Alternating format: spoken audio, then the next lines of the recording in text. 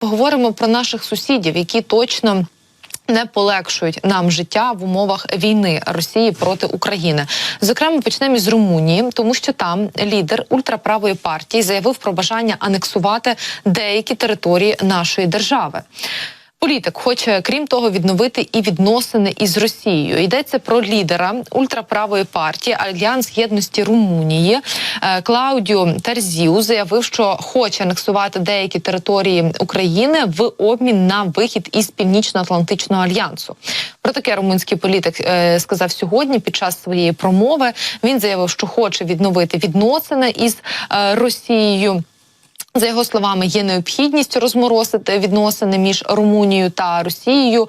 Також він визнає необхідність хорошої співпраці між Румунією, знову ж таки, та Росією і готовий це підтримати, але лише після того, як Росія доведе, що вона, мовляв, хоче того самого. Більше того, Тарзіу заявив, що Румунія ніби розчавлена між двома імперіями, які порушують суверенітет Румунії. Йдеться, начебто, як за його логікою, про НАТО та Росію. Давайте я пропоную детальніше послухати фрагмент із його виступу. Ми не будемо по-справжньому суверенними доти, доки не реінтегруємо румунську державу в її природних межах. Південна Бессарабія, Північна Буковина, земля Герца, територія у складі Чернівецької області. Закарпаття, все, що було і є частиною румунської нації, має повернутися до меж кордонів однієї і тієї ж держави. Схожі апетити висловлюють і в Угорщині. Там заявили, що претендують на українське Закарпаття, якщо наша держава програє у війні. Лідер угорської ультраправої партії Мігазанг Ласо Торцкай висловив претензії на Закарпаття у разі втрати Україною державності у результаті російсько-української війни. Виступаючи на річній партійній конференції у Будапешті, Торцкай заявив, що тиск, начебто, міжнародних фінансистів призвів до війни в Україні, а саме до війни, яка, як він каже, зруйнує Європу і відправить економіку континенту на дно.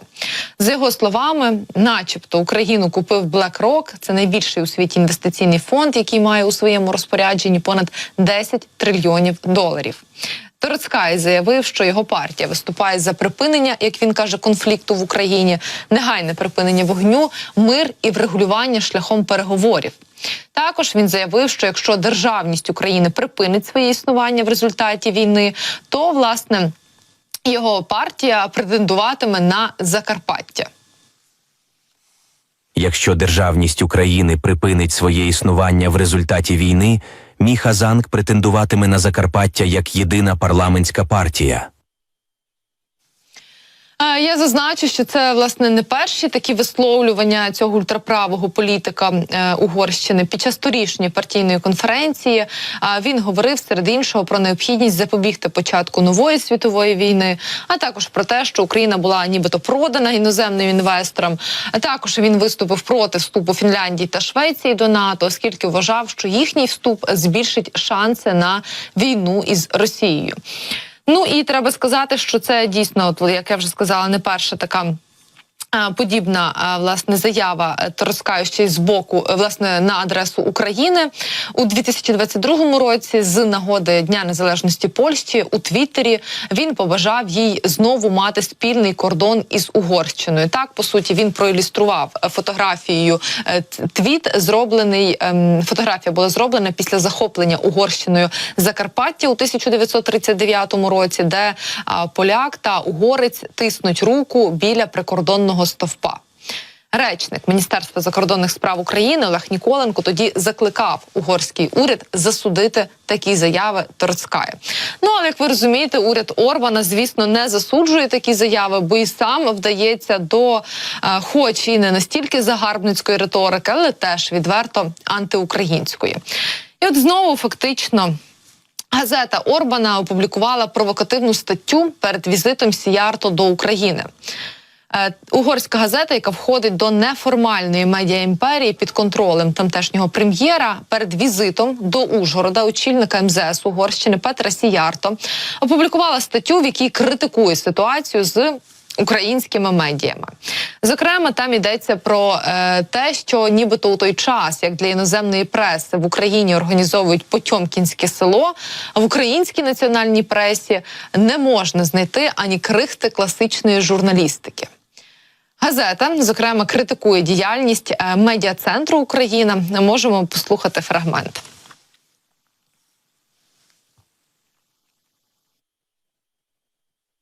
Вони дають додаткові поради кореспондентам, які потрапляють до східноєвропейської країни щодо того, що дозволено, а що ні.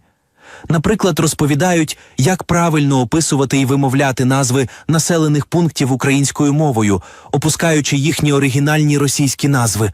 Згідно з цим, не Київ, а Київ, не Харків, а Харків, не Дніпр, а Дніпро, не Донбас, а Донбас, і нарешті Одеса може бути тільки Одесою. При цьому угорська газета у своїй статті показово використовує назву Лемберг для позначення Львова, хоча в Угорщині поширена коректна назва Львів, яку вживає до слова і тамтешній уряд. Критикує газета і незалежні українські видання, стверджуючи, що ті нібито на гроші Сороса чи гроші європейських платників податків публікують матеріали, які задовільняють українську владу. Ну, так. І там йдеться про те, що, наприклад, чоловікам-авторам, які працюють у таких медіаорганізаціях, не загрожує нібито мобілізація, вони можуть користуватися привілеями, якщо лають росіян, словаків, угорців, Трампа, Папу Римського і всіх, хто має сумніви, як там сказано, щодо керівництва в Києві. В той же час, як приклад, особливо цинічно, видання згадує особу телеведучої, яка виступає, так би мовити, за мир. Принаймні так вони позиціонують, зокрема, її риторику, такої собі Панченко, яка закликала своїх колег, які працюють в Україні, тимчасово покинути країну, якщо вони начебто хочуть вільно працювати. Ну і Панченко є відомою проросійською пропагандисткою, що працювала на всіх телеканалах кума Путіна Медведчука. Слід зазначити, що стаття у ручному для угорського уряду ЗМІ була опублікована напередодні очікуваного візиту до України міністра закордонних справ Угорщини, як я вже казала, Петера Сіярто. На цей візит покладають певні надії у контексті ймовірного потепління україно-угорських відносин. Як відомо, зустріч очільників МЗС України та Угорщини запланована на завтра, на 29 січня. Вона має пройти в Ужгороді, і на меті підготовка зустрічі уже безпосередньо президента України Володимира Зеленського і прем'єра Угорщини Віктора Орбана.